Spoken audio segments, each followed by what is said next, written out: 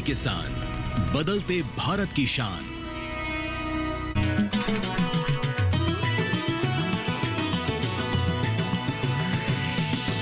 DD किसान, बदलते भारत की शान।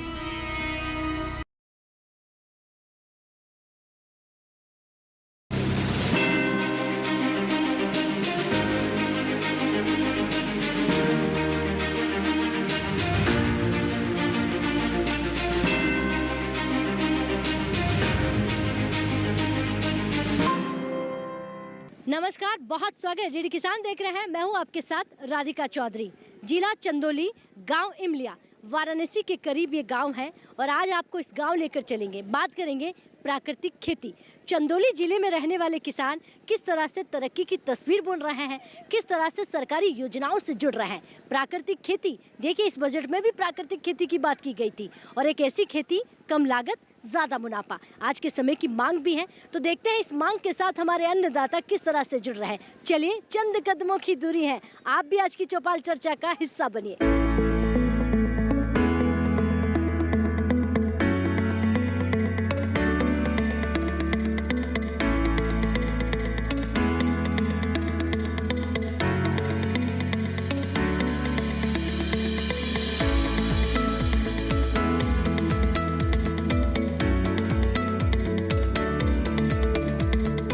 तो देखिए, हमारी चौपाल जो है सजकर संवरकर तैयार हो गई है। आज की चौपाल हिंदुस्तान के एक ऐसी जगह से आती है जिसका नाम आपने बहुत कम सुना है। जब भी सुनते हैं तो हम यही कहते हैं कि बनारस ही होगा जो आसपास सब कुछ है, लेकिन नहीं, ये जिला है चंदौली और चंदौली का इमलिया ये गांव है। इस गांव में आज चर्चा करेंगे प्राकृतिक खेती। प्राकृतिक खेती आज की ज़रूरत है, जीरो बजट वाली खेती है, कम लागत ज़्यादा मुनाफा। लेकिन चंदौली वासी जो है कितने जागरूक हैं, विज्ञान से कितने जुड़ गए हैं।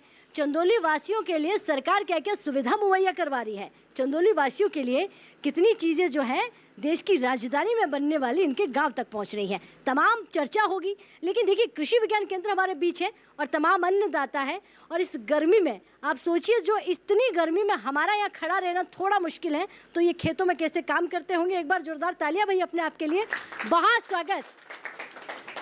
और मौसम का मिजाज यहाँ पर कोई नहीं समझ पाता है, हर 2 मिनट में बारिश तो हर 2 मिनट में धूप निकल कर आती है। सबसे पहले जो अधिकारी जी हैं इनसे ही मैं बात करूंगी। सर खड़े हो जाइए। नमस्कार जी। नमस्कार राधिका जी, मैं डॉक्टर नरेंद्र रघुवंशी, वरिष्ठ वैज्ञानिक अध्यक्ष कृषि विज्ञान केंद्र चंदौली।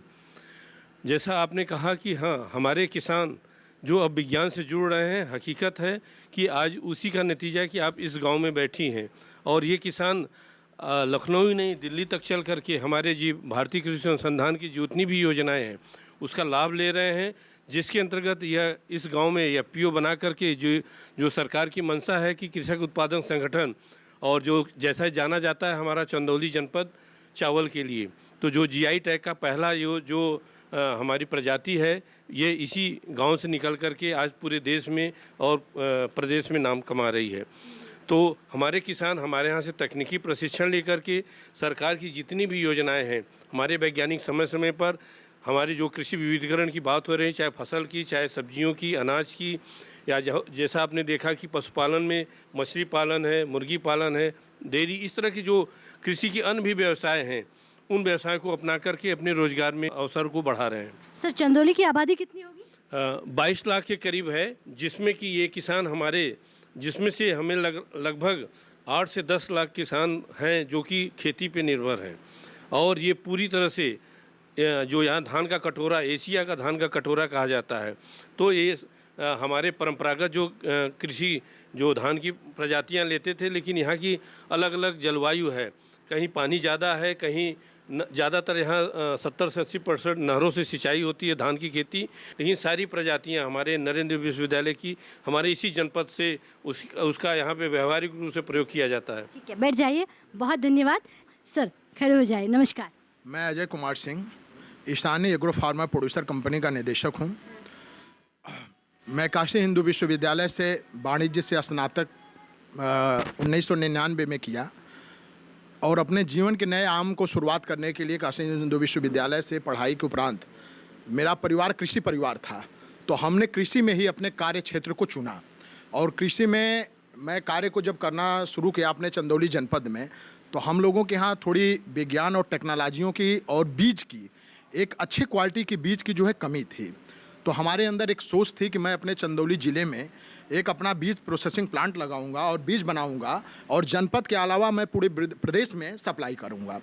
उसी कड़ी में 2015 में काशी हिंदू विश्वविद्यालय के कुलपति और ICIR के DG director general professor Punjab Singh के नेतृत्व में एक बहुत बड़े प्रोग्राम का काशी हिंदू विश्वविद्यालय में ऑर्गेनाइजेशन हुआ था।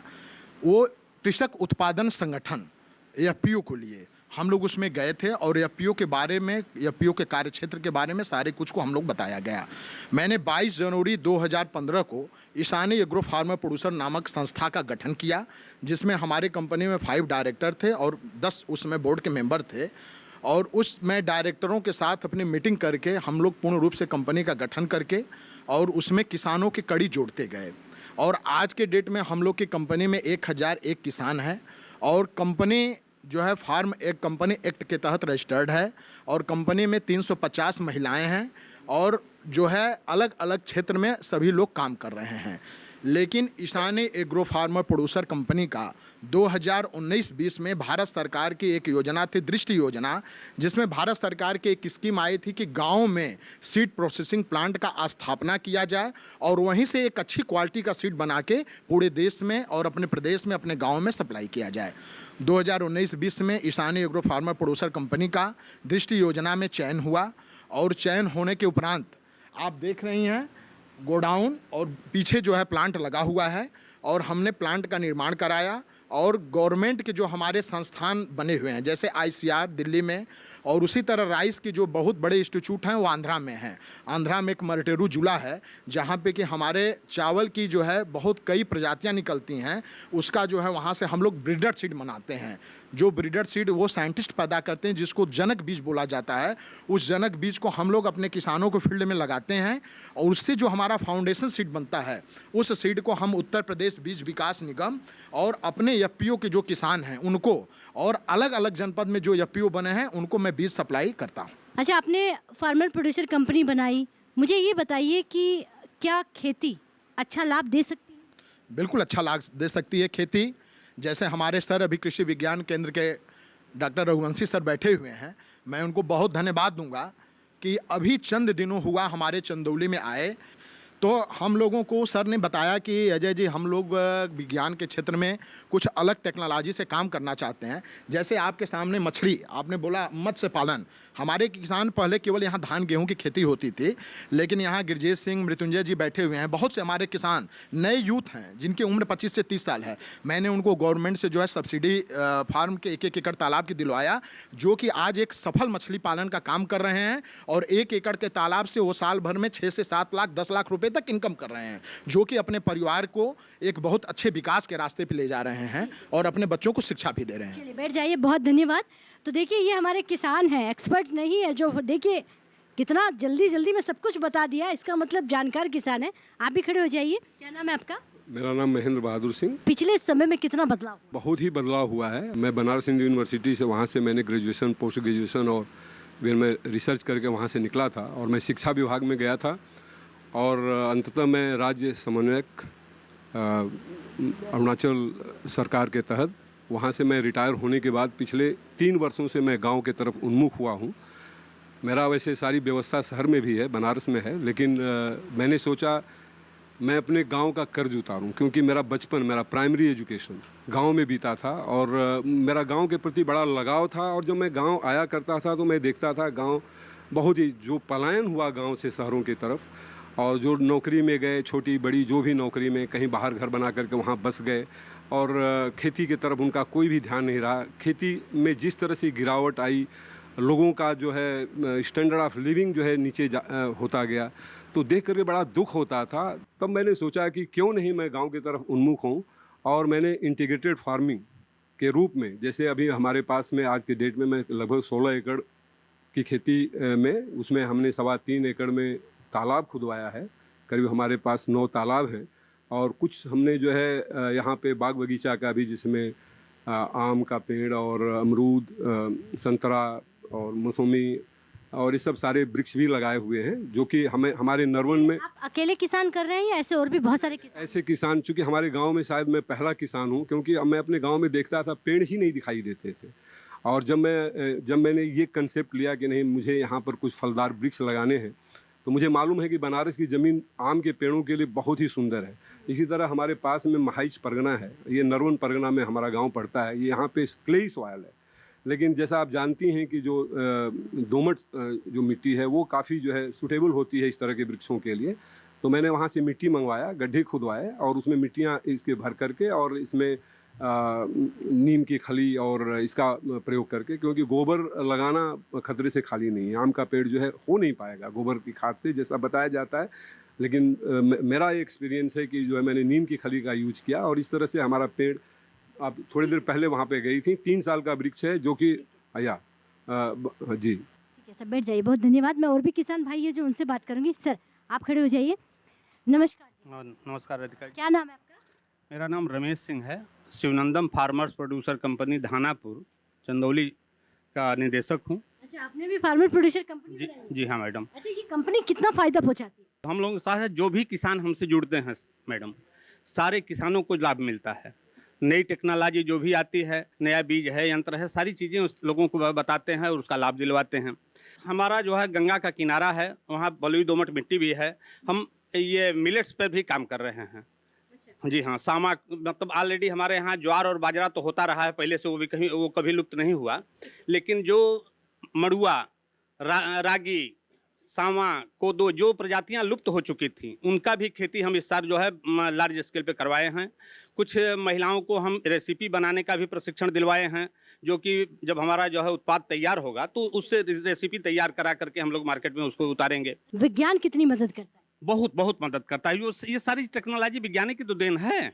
और हम लोग कृषि विज्ञान केंद्र से जो है जो भी समस्याएं आती हैं किसानों को ले जा करके सारी चीज़ें जो है वहाँ जानकारी देते हैं। बैठ जाइए। बहुत जागरूक किसान है। मुझे लगता है कि समय मेरे पास कम पड़ेगा आपसे बात करते हुए। भाई चंदौली वासी हैं आप, खड़े हो जाइए। नमस्कार जी। नमस्कार। क्या नाम है आपका? मेरा नाम रतन कुमार सिंह है। अच्छा रतन कुमार जी, हमें नहीं मालूम था कि चंदौली वासी इतना जानकार है खेती बाड़ी को लेकर।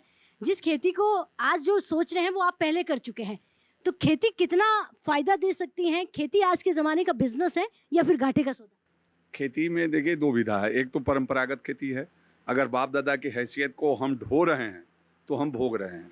अगर उसको हम व्यवसायिक दृष्टिकोण अपना रहे हैं, अब जैसे हम चंदौली काला चावल फार्मर प्रोड्यूसर कंपनी के निदेशक वित्त हैं, और जो हमारा काला चावल जो है वन डिस्ट्रिक्ट 1 प्रोडक्ट में है, तो हम लोग जो है काला चावल के माध्यम से या फार्म मशीनरी, आप भारत सरकार दूसरी हरित क्रांति चला रही है, लेकिन चंदौली में तीसरा हरित क्रांति चल रहा है। हम जो है हैप्पी सीडर से लेके लेजर लेबलर से लेके बंडल बनाने वाली मशीन, बेलर मशीन से लेके और जीरो टीलेज से लेके पूरे इंडिया में सबसे अधिक जीरो टील मशीन कहीं है तो चंदौली में। ड्रोन से हम अपने दवा का छिड़काव कर रहे हैं।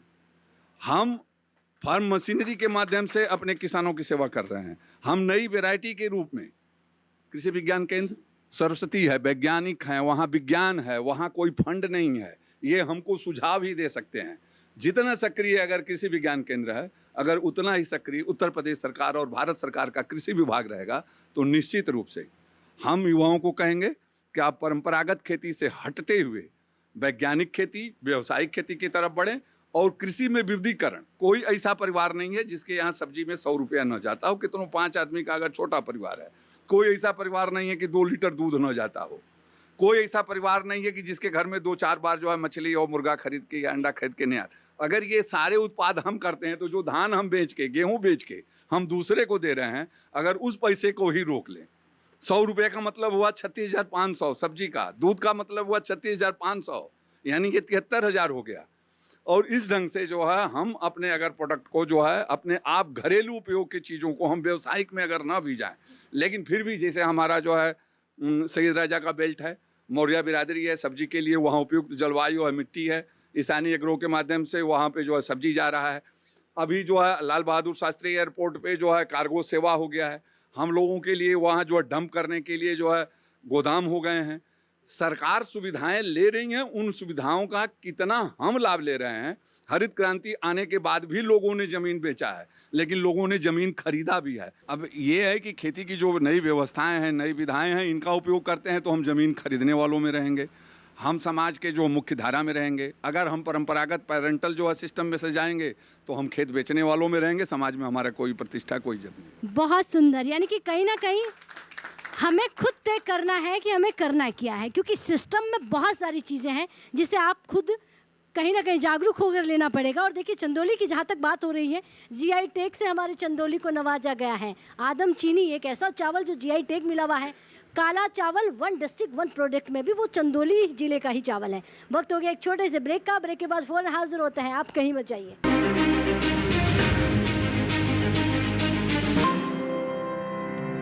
हर जोखिम से निकल कर फसल आए, सुरक्षित हो जाए। फसल बीमा से हर किसान अब आत्मनिर्भर हो जाए। अब सूखा पड़े या बाढ़ आ जाए, कोई डर नहीं। अब ओले पड़े या कीट पतंगे फसल खा जाए, कोई फिक्र नहीं।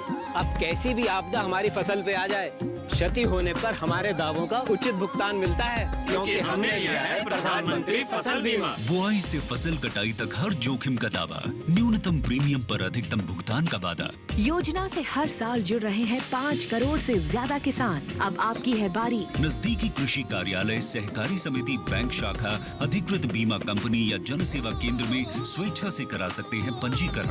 फसल बीमा पोर्टल या फसल बीमा ऐप द्वारा भी किया जा सकता है पंजीकरण। प्रधानमंत्री फसल बीमा योजना, आपकी फसलों का संपूर्ण सुरक्षा कवच। कृषि एवं किसान कल्याण मंत्रालय, भारत सरकार।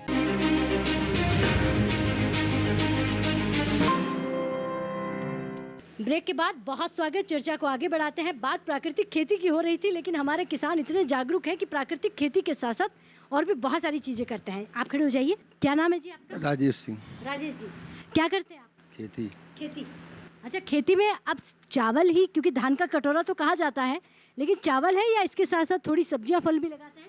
हल्का फुल्का सब्जी अपने खाने पर, खाने के लिए लगाते हैं। यानी कि पैसा मार्केट में नहीं जाता? नहीं, घर के लिए हो जाता है। दूसरा चावल कौन सा लगा रहे हैं? चावल में वही चिंटू जो बोलते हैं वही लगाते हैं हम। अच्छा, चिंटू वैरायटी लगाते हैं जो अपने खाने के लिए। अच्छा, मार्केट के लिए नहीं? नहीं। तो फिर आमदनी जनरेट कैसे होती है? वही नाटी मंसूरी से। अच्छा, वो मार्केट में बेचते हैं? जी हाँ। चलिए बैठ जाइए। बहुत धन्यवाद जी। आप भी खड़े हो जाइए भाई साहब। आपका क्या नाम है? गिरजेश सिंह। गिरजेश जी, अच्छा बताइए, चंदौली पहले जैसा है या फिर बदल गया है? नहीं, इस समय तो बहुत विकास हुआ है कुछ दिनों में चंदौली का। खेती में क्या विकास हुआ है? अरे खेती में विकास हुआ, तालाब जो हम लोग खुदवाए हैं उसमें विकास हुआ है। मत्स्य पालन करते हैं हम लोग चंदौली। अब हमारी छोटी से किसानी है, उस किसानी में हमारे 3 बच्चे बनारस पढ़ते हैं। इससे समझ लीजिए किसानी में कितना विकास हुआ है, सरकार की तरफ से कितना सहयोग हम लोगों को मिला है। हाँ, 3 बच्चे हमारे बनारस पढ़ते हैं। हाँ, यानी कि छोटे से किसान के, छोटे से गांव में रहने वाले के शहर में बच्चे पढ़ते हैं। जी जी। तो इसका मतलब सीधा सीधा विकास बहुत हुआ है। हम मत्स्य पालन भी करते हैं, 1 एकड़ में हमारा तालाब है। हाँ। कितना पैसा कमा लेते हैं? 7-8 लाख रुपए घर पर रहकर? हाँ, घर पर आके। इतना नौकरी वाले भी नहीं कमाते। बैठ जाइए। बहुत धन्यवाद सर। आप खड़े हो जाइए। कृषि विज्ञान केंद्र से आप आए हैं, नाम क्या आपका? डॉक्टर मनीष कुमार सिंह, मैं उद्यान वैज्ञानिक हूँ। अच्छा, उद्यान को कैसे बढ़ावा देंगे आप किसानों के? यहाँ पे उद्यान का स्कोप थोड़ा सा कम था, लेकिन इसको बढ़ाने के लिए मैं किसानों को छोटे छोटे किट FLD में वितरित किया हूँ कि किसान कम से कम जो सब्जी खरीद के लाता है मार्केट से, यहाँ पे धान ही अधिकतर उगाया जाता है, तो अपने छोटे से जगह में तरह तरह की 10-12 तरह की सब्जियां उगा लेगा तो 70% कम से कम उसको मार्केट से खरीदना नहीं पड़ेगा। अधिकतर पैसा सब्जी पे खर्च कर देते हैं। तो काफ़ी बड़ी आबादी वाला है चंदौली जिला। आपने उद्यान को बढ़ावा दिया होगा तो कितने घरों तक पहुंच पाए? अभी तो कम से कम हम 2 साल में 700-800 मतलब किट बांट चुके हैं। सब्जी का छोटा छोटा किट जो आता है हमारी यूनिवर्सिटी से, उसको हमने बांटा है। उसके अलावा और भी तरह तरह के फल पौधे हमने बांटे हैं किसानों में, और धीरे धीरे फूलों की का भी मैं शुरू कर रहा हूँ काम। सब जहाँ तक कि यहाँ पे पौधे बहुत कम हैं चंदौली में देखने से लगता है, तो पौधे लगाने के लिए मैंने काफ़ी ढेर सारी ट्रेनिंग्स दी हैं।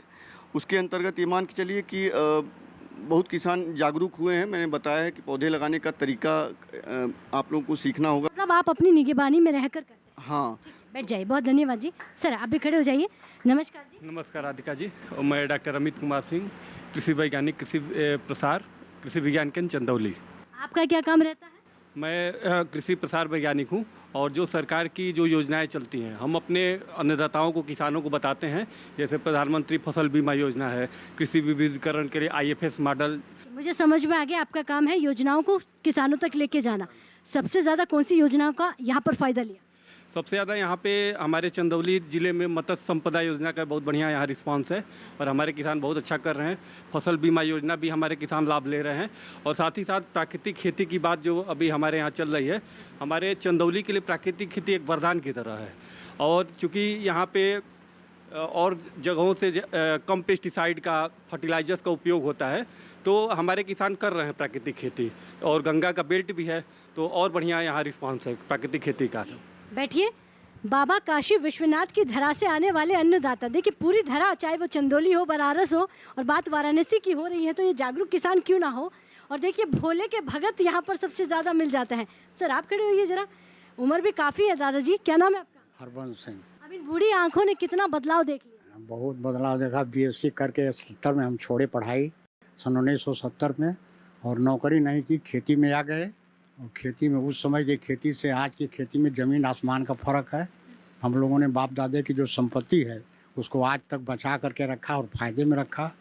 हमारे 2 बच्चे हैं, दोनों M.Com करके खेती में ही लगे हुए हैं। अच्छा, वो भी M.Com करके खेती? हाँ, दोनों M.Com करके खेती कर रहे हैं। आपने कहा कि हमने हमारी बाप दादा यानी पीढ़ियों की धरा को बचा कर रखा, आने वाली पीढ़ियाँ यूरिया डालकर उसे सजो रही हैं, सही कर रही हैं या ठीक खराब कर रही हैं? नहीं, यूरिया अब तो बहुत कम हो रही है। यूरिया जो है जिस समय उस समय खेती होती थी उससे आज यूरिया बहुत कम प्रयोग हो रहा है। 1 एकड़ में मुश्किल से 25-30 किलो यूरिया जो हम लोग डाल रहे हैं। हाँ, अब बहुत कम हो गया है यूरिया का प्रयोग, जो टोटल ऑर्गेनिक हो रहा है खेती में। बताइए सरकार का कितना तड़का लग रहा है, सरकार का ध्यान किसानों पर कितना है?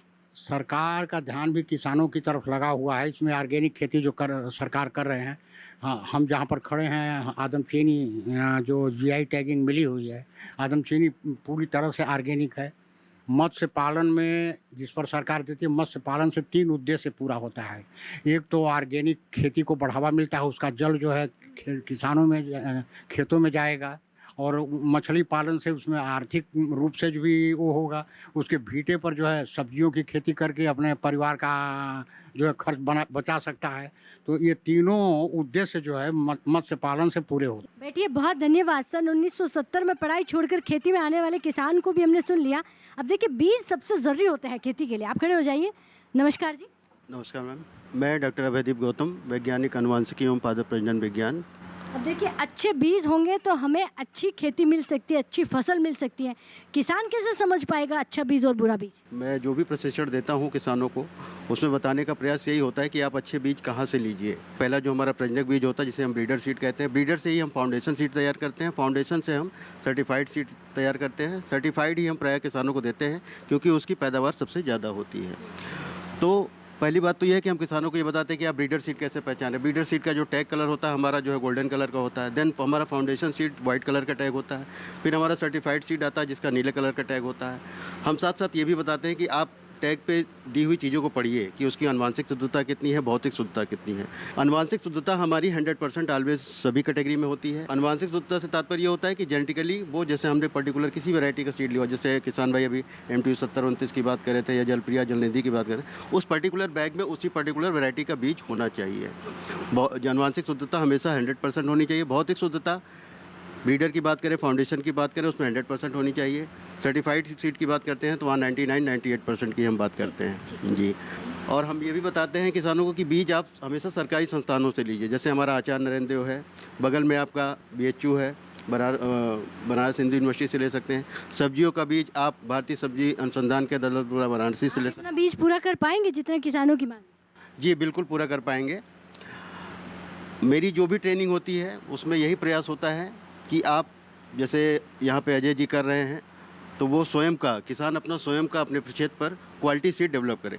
क्योंकि क्वालिटी सीड की बात हम करते हैं तो आज भी जैसे क्वालिटी सीड की बात करें तो हम धान की बात करें, गेहूं की बात करें, हम उसमें तो प्रतिपूर्ति कर ले जाते हैं, लेकिन अगर हम वही सब्जियों की बात करें तो हम आज भी हाइब्रिड पर डिपेंड हैं। बैठ जाइए, बहुत धन्यवाद, आप अच्छी जानकारी बीजों की दे रहे हैं। एक भाई साहब और हैं जो एफपीओ से जुड़े हुए हैं। जी, मुझे ये बताइए, एफपीओ से जुड़ने से किसानों को फायदा होगा या नहीं? सर्वप्रथम आप देख सकते हैं कि हमारे एरिया में कितनी ज़्यादा धान और गेहूं की पैदावार वाली खेती है और 1 एकड़ में तालाब खोदवाना और चैलेंजिंग विषय बहुत ज़्यादा, कि अपनी परंपरागत खेती को छोड़ के और किसानों की आमदनी दोगुनी करने के लिए एक रिस्क लेना होता है, कि मतलब कि हम कर लेंगे इस चीज़ को। उसके तहत हमारा जो एफपीओ ने कार्यक्रम किए, लखनऊ में ट्रेनिंग करवाए, वो हमारा एक एफपीओ क्या है, जब हम सिंगल आदमी बोलेंगे तो उसका कोई नहीं सुनता है, एक संगठन बोलेगा तो उसकी सब सुनेंगे। तो उस संगठन के तहत हमने काम किया है और इससे मैं 1 एकड़ से स्टार्ट किया हूँ। आज मेरे पास 2 हेक्टेयर का तालाब है और मैं ये कह सकता हूँ कि मैं जितना मत्स्य पालन करता हूँ, 1 एकड़ में जितना मत्स्य फार्मिंग कर दूंगा, उतना पूरे चंदौली के सिवा पूरे बनारस में और आजमगढ़ में, जो कहते हैं लोग कि मैं सबसे ज़्यादा मत्स्य पालन करता हूँ, उतना 1 एकड़ में कोई उत्पादन नहीं दे सकता जितना मैं दे सकता हूँ। तो आज मेरे पास 2 हेक्टेयर तालाब में 2000 कुंटल मछलियाँ 1 साल में उत्पादन करता हूँ। अच्छा, ये बताइए, इनकम बढ़ी कि नहीं बढ़ी? नहीं, बिल्कुल बढ़ी है मैम, बिल्कुल बढ़ी। चलिए बैठ जाइए। देखिए, आप इतनी मेहनत करते हैं तो कम से कम इनकम आपकी बढ़नी चाहिए। और देखिए, चंदौली से आज की चर्चा चल रही थी और इतनी सुंदर चर्चा जिसमें हर किसान जागरूक, समझदार और विज्ञान से जुड़ा हुआ। अच्छा, ये बताइए, नाम क्या आपका? जी, मैं इंजीनियर धीरज कुमार सिंह। धीरज जी, मैंने सुना है इतनी अच्छी खासी नौकरी छोड़कर विदेशी, आप गाँव में क्या कर रहे हैं? मैडम, चूँकि हमारे फादर जो है हॉर्टिकल्चर डिपार्टमेंट से ही बिलोंग करते थे और deputy director horticulture Arunachal Pradesh से उन्होंने रिटायरमेंट हुआ उनका। और चूँकि मैं छोटे से फादर के साथ रहा तो कहीं ना कहीं मुझे कृषि से भी जो है लगाव था। तो मैं नौकरी छोड़ने के बाद जब मैं यहाँ आया तो मैंने सबसे पहले जो है फिशरी में जो है काम किया। आज लगभग हमारे पास जो है 6.5 एकड़ का जो है यूनिट है जो है फिशरी का, और उससे लगभग जो है सारे खर्चा काट के मैं 25 लाख के करीब जो है हमारी जो है बचत होती है साल की। सच बताइए, हम नौकरी छोड़ देंगे? बिल्कुल होती है मैडम जो है, और आपसे झूठ क्यों कहना जो है। और उसके बाद जो है पिछले साल हमने जो है पोल्ट्री में जो है लेयर फार्मिंग का जो है काम चालू किया। हमने अपना लक्ष्य रखा है कि कम से आने वाले जो है 2-3 साल के अंदर जो है हम 1 लाख का जो है अपना जो है खुद का जो है चंदौली के अंदर जो है उत्पादन करेंगे, ताकि बाहरी अंडा जो आती है, जो आंध्रा से आती है, पंजाब से आती है, वो आना जो है बंद हो। क्योंकि जो अंडे का क्वालिटी जो हमारे यहाँ उत्पादन होता है, वो अंडा का क्वालिटी बहुत ही अच्छा है। सारे न्यूट्रिशन वैल्यू जो उसमें मिलना चाहिए वो मिलता है। और जो आंध्रा से आता है, क्योंकि उसमें वो प्रोसेस्ड जो है फीड जो है देते हैं, जिसमें आपका फिशरी वेस्ट और ये सब डालते हैं, तो उनका क्वालिटी जो इन्फीरियर है हमारे यहाँ से। तो हम चाहते हैं कि हमारे यहाँ के जो लोग खाएं, अच्छा चीज़ खाएं और हम भी अपने ज़िले के साथ अपना भी जो है प्रगति करें। आखिरी सवाल पूछूंगी, मछली पालन से 25 लाख रुपए आप बचा लेते हैं, 14 से 15 लोगों को आप रोजगार देते हैं, मुर्गी फार्म भी आपने शुरू कर दिया है। आने वाले अगले साल में, क्योंकि 1 ही साल हुआ है, तो अच्छी खासी इनकम वो भी देगा। अब इतना पैसा कमा रहे हैं तो सच बताइए, आमदनी डबल हुई कि नहीं? जी बिल्कुल हुई है, उसमें कहने में हमें कोई शर्म नहीं है। और हम तो चाहते हैं ज़्यादा से ज़्यादा लोग जो है इस व्यवसाय से जो है जुड़ें। और चूँकि इसमें अच्छा जो अपॉर्चुनिटी है, गवर्नमेंट का बहुत अच्छा सहयोग है। अगर गवर्नमेंट सहयोग करे, आपके लिए करे, आप नहीं अगर उसका लाभ ले रहे हैं तो ये तो आपकी जो है कमी है। और हम तो चाहते हैं कि पढ़े लिखे लोग अगर कहीं भी किसी भी काम का शुरुआत करेंगे तो बेहतर करेंगे। चलिए बैठ जाइए, बहुत अच्छी जानकारी दी कि पढ़े लिखे अगर किसान खेती में आते हैं तो जाहिर सी बात है खेती कभी भी घाटा नहीं देगी आपको, वो फ़ायदा ही देगी। और देखिए, एक खेत में रहने वाला किसान सालाना 25 लाख की इनकम बचा सकता है, 14 से 15 लोगों को रोजगार दे सकता है। एक ऐसा चंदौली जो जीआई टैग पा चुका है, एक ऐसा चंदौली जिसका काला चावल विश्व भर में प्रसिद्ध है, एक ऐसा चंदौली जिला जिसके किसान प्राकृतिक खेती की ओर आगे बढ़ रहा है। चलिए इजाज़त दीजिएगा, ये कार्यक्रम अगर टीवी पर नहीं देख पाए तो यूट्यूब के माध्यम से भी देख सकते हैं। नमस्कार।